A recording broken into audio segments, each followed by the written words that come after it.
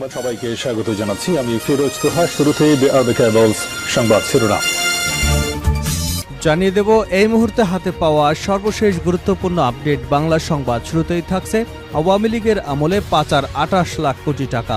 বিগত আওয়ামী লীগ সরকারের আমলে ২০০৯ থেকে ২০২৩ সালের মধ্যে ২৩,৪০০ কোটি ডলার বিদেশে পাচার হয়েছে। বর্তমান বাজার দরে প্রতি ডলার ১২০ টাকা হারে এর পরিমাণ দাঁড়ায় ২৮ লাখ কোটি টাকা। এই হিসেবে প্রতি বছর গড়ে ১,৮০,০০০ কোটি টাকা পাচার হয়েছে। এবারে জানাবো পুলিশে ফের বড় রদবদল, ৪১ কর্মকর্তার বদলি। বাংলাদেশ পুলিশে বড় রদবদল করা হয়েছে। একযোগে ৪১ জন কর্মকর্তাকে বদলি করা হয়েছে। এর মধ্যে ৩২ জন অতিরিক্ত পুলিশ সুপার, ৯ জন সহকারী পুলিশ সুপার। রোববার পুলিশ সদর দপ্তরের এক প্রজ্ঞাপনে তাদের বদলির আদেশ হয়েছে। পুলিশের মহাপরিদর্শক বাহারুল আলম স্বাক্ষরিত প্রজ্ঞাপনে বলা হয়েছে এ আদেশ অবিলম্বে কার্যকর হবে। জানাবো ২১শে আগস্ট গ্রেনেড হামলা মামলা শেখ হাসিনার সাজানো নাটক। ২০০৪ সালের ২১শে আগস্ট গ্রেনেড হামলা এবং পরবর্তীতে মামলার বিষয়টি শেখ হাসিনার সাজানো নাটক বলে অভিহিত করেছেন চিকিৎসকদের সংগঠন ডক্টরস অ্যাসোসিয়েশন অব বাংলাদেশ। এ মামলায় বিএনপির ভারপ্রাপ্ত চেয়ারম্যান তারেক রহমান সহ সব আসামি খালাস পাওয়ায় স্বস্তি এবং আদালতের প্রতি সন্তুষ্টি প্রকাশ করেছে সংগঠনটি। এবারে থাকছে বর্তমান সরকার দেশের ইতিহাসে সর্বোচ্চ জনসমর্থন পাওয়া সরকার। গণ অধিকার পরিষদের সভাপতি ও ডাকসুর সাবেক বিবি নুরুল হক নূর বলেন, আগে রাষ্ট্র সংস্কার এবং জন আকাঙ্ক্ষা পূরণ করতে হবে, পরে নির্বাচনের কথা ভাবতে হবে। বর্তমান সরকার বাংলাদেশের ইতিহাসে সর্বোচ্চ জনসমর্থন পাওয়া সরকার। সারা দেশে বিএনপির আনন্দ মিছিল। টেকনাফ থেকে তেঁতুলিয়া, রূপসা থেকে পাথুরিয়া, তার মানে ৫৭,০০০ বর্গমাইল জুড়ে চলছে উল্লাস। উল্লাসের দিল খোলা এক অন্যরকম অনুভূতির খেলা। পতিত স্বৈরাচারের রাজনৈতিক বিদ্বেষ, আইন আদালতের চুলচেরা বিশ্লেষণ, সঠিক তথ্যপাত্রের অভাবে বিএনপির ভারপ্রাপ্ত চেয়ারম্যান তারেক রহমান সহ ২১শে আগস্টের গ্রেনেড হামলা মামলায় সকল আসামি খালাস পাওয়ায় তৈরি হয়েছে এমন আনন্দ উচ্ছ্বাসের ভেলা। এবং সর্বশেষ জানাবো আন্তর্জাতিক সংবাদ। গাজায় নিষিদ্ধ অস্ত্র ব্যবহার করছে ইসরায়েল, আরও ৩৪ ফিলিস্তিনি নিহত। লেবাননের যুদ্ধবিরতি হলেও অবরুদ্ধ গাজায় ইসরায়েলি ধ্বংসযজ্ঞ অব্যাহত রয়েছে। বিভিন্ন স্থাপনা লক্ষ্য করে বিমান হামলা চালাচ্ছে দখলদার বাহিনী। শুরু থেকেই তাদের হামলা থেকে রেহাই পাচ্ছে না আবাসিক ভবনও। এতে নির্বিচারে মারা যাচ্ছে বেসামরিক নাগরিকরা। এতক্ষণ শিরোনাম শুনছিলেন, এবার বিস্তারিত। প্রিয় দর্শক, আপনি যদি এই চ্যানেলে নতুন হয়ে থাকেন, ভিডিওটি দেখতে দেখতে চ্যানেলটি সাবস্ক্রাইব করে আমাদের সঙ্গে থাকুন। আর এই ভিডিও সম্পর্কে আপনি আপনার মূল্যবান মতামতটি কমেন্ট বক্সে জানিয়ে দিন। আর হ্যাঁ প্রিয় দর্শক, জানিয়ে দিন ভিডিওটি কোথা থেকে দেখছেন। আওয়ামী লীগের আমলে পাচার ২৮ লাখ কোটি টাকা। বিগত আওয়ামী সরকারের আমলে ২০০৯ থেকে ২০২৩ সালের মধ্যে ২৩,৪০০ কোটি ডলার বিদেশে পাচার হয়েছে। বর্তমান বাজার দরে প্রতি ডলার ১২০ টাকা ধরে এর পরিমাণ দাঁড়ায় ২৮ লাখ কোটি টাকা। এই হিসেবে প্রতিবছর ১,৮০,০০০ কোটি টাকা বিদেশে পাচার হয়েছে। আওয়ামী সরকারের আমলে দুর্নীতিগ্রস্ত রাজনীতিবিদ, ব্যবসায়ী, আর্থিক খাতে রাঘব বোয়াল, আমলা এবং মধ্যস্বত্বভোগীরা এই পরিমাণ অর্থ বিদেশে পাচার করেছেন। রোববার অর্থনীতি নিয়ে তৈরি শ্বেতপত্র প্রতিবেদন প্রধান উপদেষ্টা ডক্টর মোহাম্মদ ইউনূসের কাছে হস্তান্তর করেছে শ্বেতপত্র প্রণয়ন কমিটি। এই প্রতিবেদনে বিগত আওয়ামী লীগ সরকারের আমলে টাকা পাচারের আনুমানিক এই চিত্র তুলে ধরা হয়। গ্লোবাল ফিন্যান্সিয়াল ইন্টিগ্রিটি রিপোর্ট এবং এর কিছু নির্দিষ্ট পূর্বানুমানের ভিত্তিতে টাকা পাচারের হিসাব করেছে শ্বেতপত্র প্রণয়ন কমিটি। শ্বেতপত্রের প্রতিবেদনে বলা হয়েছে, গত কয়েক বছরে অর্থ পাচার বাংলাদেশে উদ্বেগজনক হারে বৃদ্ধি পেয়েছে। টাকা পাচারের বিষয়টিকে অর্থনীতিতে ক্ষতিকর টিউমার হিসেবে আখ্যায়িত করা হয়েছে।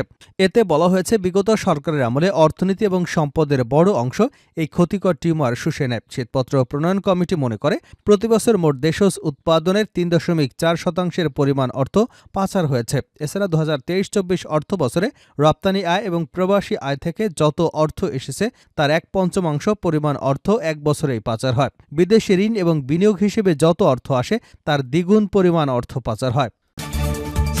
পুলিশে ফের বড় রদবদল, ৪১ কর্মকর্তার বদলি। বাংলাদেশের পুলিশে বড় রদবদল হয়েছে। একযোগে ৪১ জন কর্মকর্তাকে বদলি করা হয়েছে। এর মধ্যে ৩২ জন অতিরিক্ত পুলিশ সুপার, ৯ জন সহকারী পুলিশ সুপার। রোববার পুলিশের সদর দপ্তরের এক প্রজ্ঞাপনে তাদের বদলির আদেশ করা হয়েছে। পুলিশের মহাপরিদর্শক বাহারুল আলম স্বাক্ষরিত প্রজ্ঞাপনে বলা হয়েছে, এ আদেশ অবিলম্বে কার্যকর করা হবে। প্রজ্ঞাপনে এর আগে বদলি আদেশ হয়েছে এমন ৯ কর্মকর্তার বদলির আদেশ বাতিল করা হয়েছে। রোববার প্রকাশিত প্রজ্ঞাপন অনুযায়ী তারা কর্মস্থলে যোগদান করবেন। 21শে আগস্ট গ্রেনেড হামলা মামলা শেখ হাসিনার সাজানো নাটক। 2024 সালের 21শে আগস্ট গ্রেনেড হামলা এবং পরবর্তী মামলার বিষয়টি শেখ হাসিনার সাজানো নাটক বলে অভিহিত করেছেন চিকিৎসকদের সংগঠন ডক্টরস অ্যাসোসিয়েশন অব বাংলাদেশ ড্যাব। এ মামলায় বিএনপির ভারপ্রাপ্ত চেয়ারম্যান সহ সব আসামি খালাস পাওয়ায় স্বস্তি এবং আদালতের প্রতি সন্তুষ্টি প্রকাশ করেছে সংগঠনটি। ড্যাবের সভাপতি অধ্যাপক ডাক্তার হারুন আল রশিদ, মহাসচিব ডাক্তার মোহাম্মদ আব্দুস সালাম রোববার এক বিবৃতিতে এসব কথা জানান। তারেক রহমান বলেন, তারেক রহমান সহ সব আসামিকে ন্যায় বিচার পেতে অনেক বড় কাঠখড় পোহাতে হয়েছে।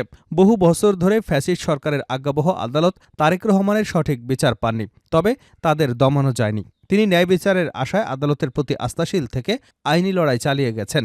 অবশেষে ছাত্র জনতার অভ্যুত্থানের মাধ্যমে স্বৈরাচারী হাসিনা পালিয়ে যাবার পর স্বাধীন আদালতে তিনি ন্যায় বিচার পেয়েছেন এবং 21শে আগস্ট গ্রেনেড হামলা মামলায় তারেক রহমান, সাবেক স্বরাষ্ট্র প্রতিমন্ত্রী লুৎফুজ্জামান বাবর সহ সব আসামি বেকসুর খালাস পেয়েছেন। নেত্রদ্বয় বলেন, এ রায়ে সত্যের জয় হয়েছে। জনগণের সম্মুখে উন্মোচিত এবং প্রমাণিত হয়েছে যে স্বৈরাচার আমলে তারেক রহমানের বিরুদ্ধে করা সকল মামলাই ছিল রাজনৈতিক প্রতিহিংসামূলক, মিথ্যা, বানোয়াট ও ভিত্তিহীন।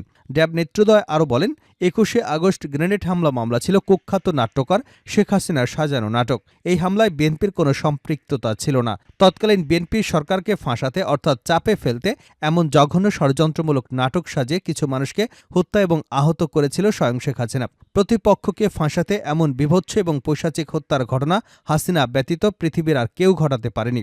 তারপর ক্ষমতা এসে প্রহসনমূলক নাটকের দ্বিতীয় পর্ব শুরু করে হাসিনা। এ পর্যায়ে আদালতকে চাপ দিয়ে ফরমায়েশি রায় তারেক রহমান সহ অন্যদের সাজা প্রদান করেন। হাসিনার আজ্ঞাবহ আদালত কর্তৃক ফরমায়েশি রায় তাৎক্ষণিক এবং এদেশে আপমর জনতা কর্তৃক প্রত্যাখ্যাত হয়েছিল।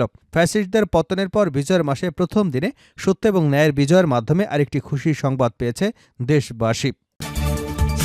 বর্তমান সরকার দেশের ইতিহাসে সর্বোচ্চ জনসমর্থন পাওয়া সরকার। ভিপি নূর, গণঅধিকার পরিষদের সভাপতি ও ডাকসুর সাবেক ভিপি নুরুল হক নূর বলেছেন, আগে রাষ্ট্রের সংস্কার এবং জন আকাঙ্ক্ষা পূরণ করতে হবে, পরে নির্বাচনের কথা ভাবতে হবে।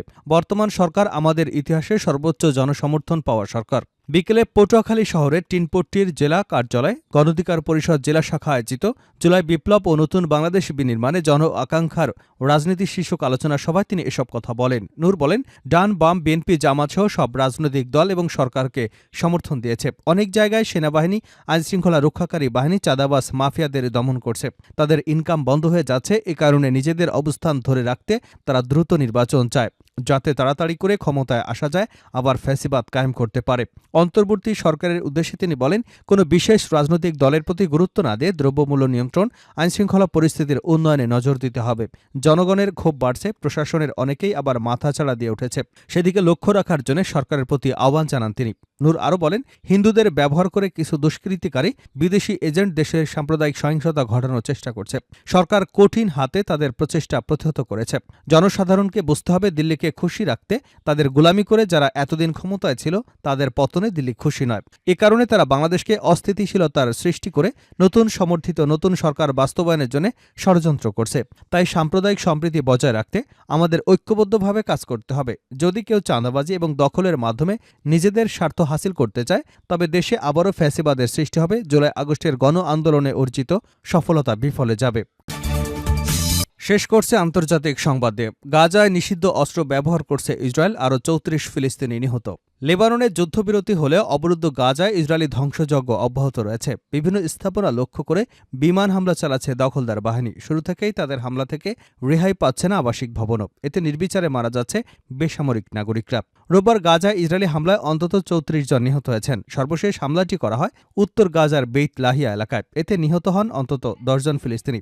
গাজার এক শীর্ষ মেডিকেল কর্মকর্তা অভিযোগ করে বলেন, আন্তর্জাতিকভাবে নিষিদ্ধ এমন অস্ত্র গাজায় ব্যবহার করছে ইসরায়েলি বাহিনী। এমন অস্ত্রে মরদেহ নিশ্চিহ্ন হয়ে যায়। ফিলিস্তিন বিষয়ক শরণার্থী সংস্থা জানিয়েছে, ত্রাণকর্মীদের উপর অব্যাহত হামলার ফলে কারেম আবু সালেম ক্রসিং দিয়ে কার্যক্রম বন্ধ করা হয়েছে।